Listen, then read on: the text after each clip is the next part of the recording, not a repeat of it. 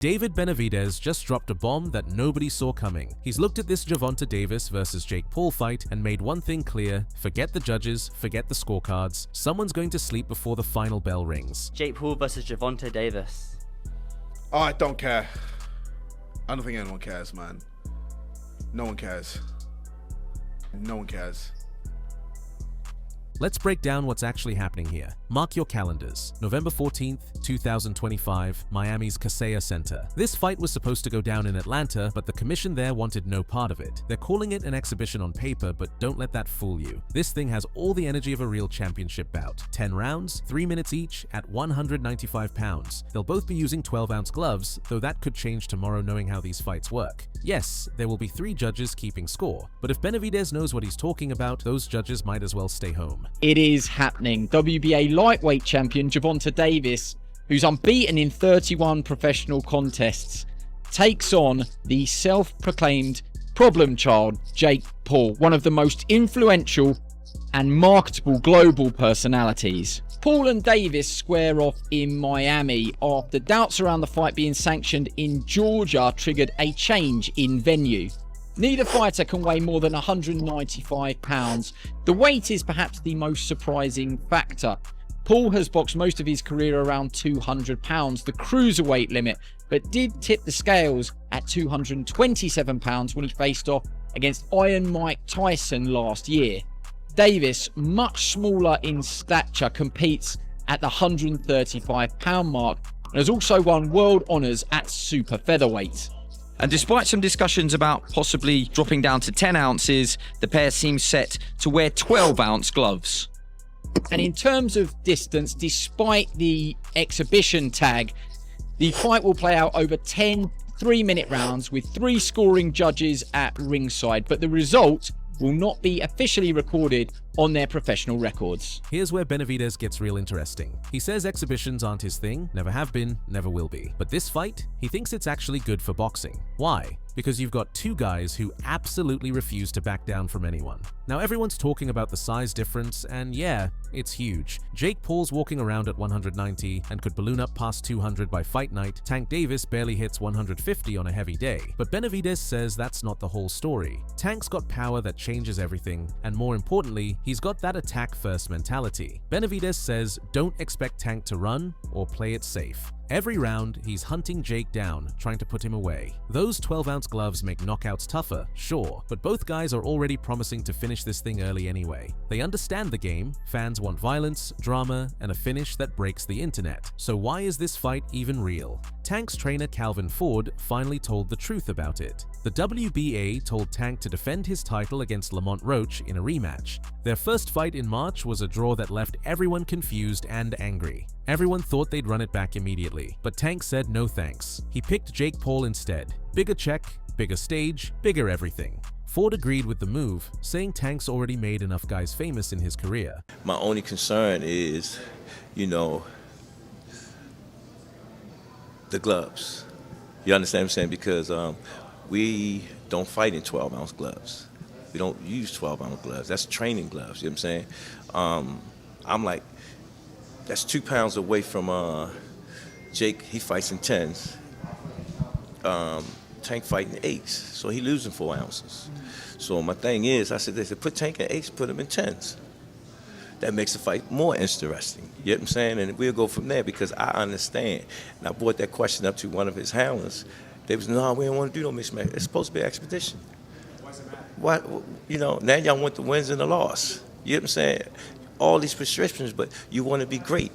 Being great is really pushing the envelope. You know what I'm saying? Tank don't really care, So when I brought this up, he said, dang, facts. You know what I'm saying? So, again, he can weigh the 10s and we weigh the 8s. Then we got to fight.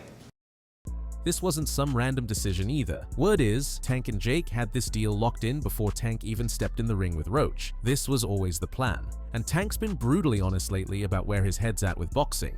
He's said multiple times he's almost finished with the sport. He's rejected big names like Shakur Stevenson, saying he's done chasing respect and legacy. For Tank, this Jake Paul fight could be his final big show before he retires and never looks back. Tank looked very uncomfortable facing off. He just did. I've seen other face-offs this Tank done. He gets in their face and they're intense and he looks good. He looked very meager up there. You've had 8 fights and you're gonna go tangle with Tank Davis. And the story instantly comes out. Jake is so much bigger. There is such a compliment to Jake within that insult. It is meant to be an insult. It is meant to take away from a potentially glorious moment for Jake. But where the compliment comes is it means the public believes he's gonna win.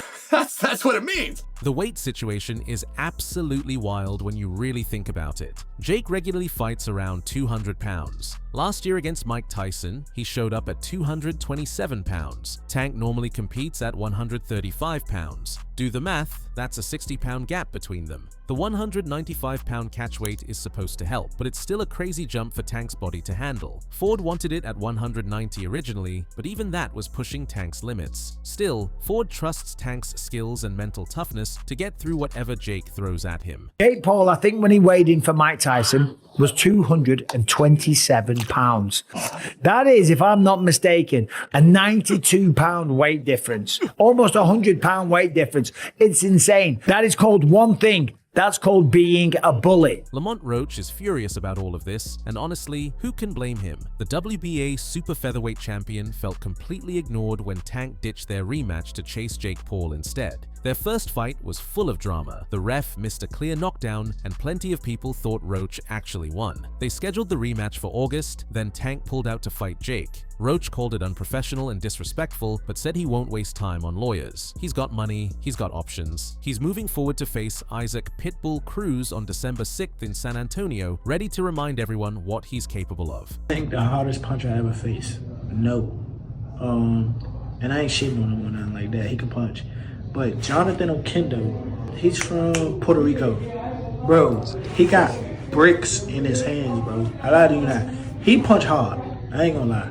He a hard hit, motherfucker. Jake Paul's not staying quiet either. He's calling Tank the hardest fight of his life, and this is coming from a guy facing someone almost 70 pounds lighter than him. Jake started boxing in 2020 and worked his way through everyone from retired MMA legends like Tyron Woodley and Anderson Silva to actual boxers like Tommy Fury, who handed Jake his first and only loss. His most recent win came against Julio Cesar Chavez Jr., the former WBC middleweight champ, proving Jake's skills are real. But stepping in with one of the most dangerous pound-for-pound punchers alive, that's a completely different world.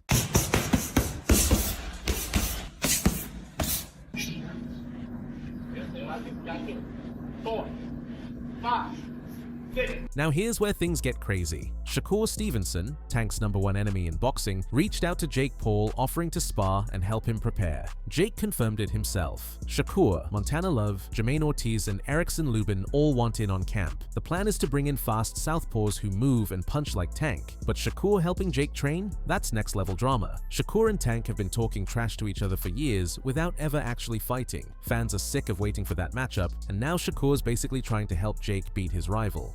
Maybe he'll fight Jake Paul instead. What do you think of that? I think that's terrible. Why? I mean, I get it because at the end of the day, it's the money business, and you want to make the most money. But from what I'm hearing, he can make more money in a fight with me. And if that's the case, why not fight me? Sure. Do you think he beats Jake Paul? Do I think he beats Jake? Yeah. I mean, there's a huge size advantage, though. It is, but I think Tank got the skills to make sure he come out on top.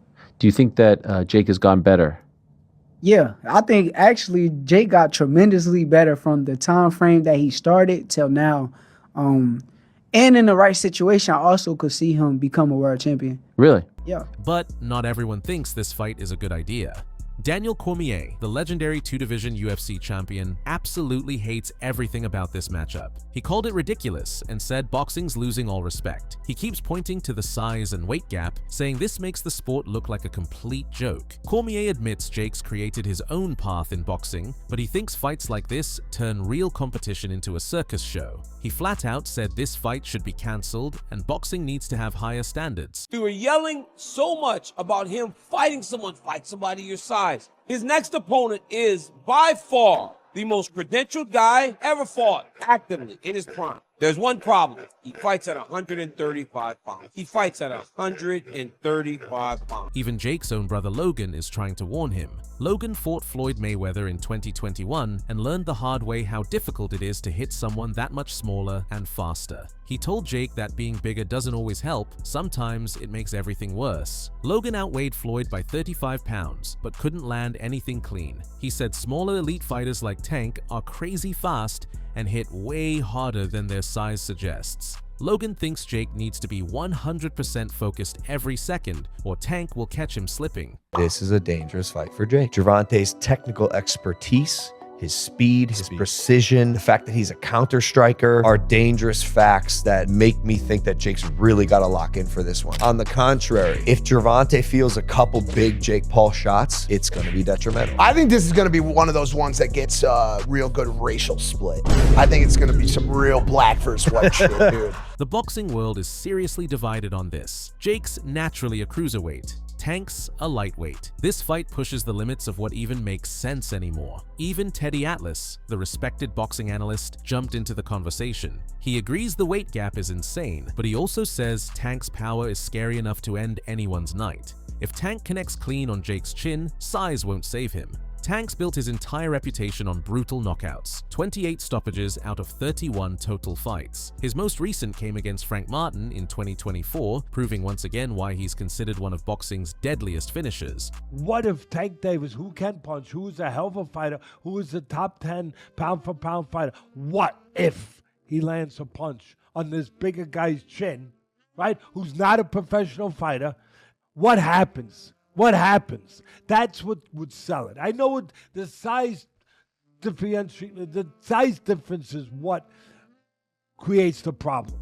This whole thing has started a massive debate about boxing's future. Some people think it's embarrassing. Others think it's smart entertainment that keeps boxing in the headlines. Between Tank's championship-level skills and Jake's millions of fans, this fight's getting more buzz than most actual title fights these days. As we get closer to November 14th, everyone's taking sides. Can Tank really knock out someone 60 pounds heavier? Or will Jake's size and power be impossible to overcome? No matter what happens, both guys are walking away with massive paychecks, and maybe in modern boxing, that's the only thing that truly matters anymore.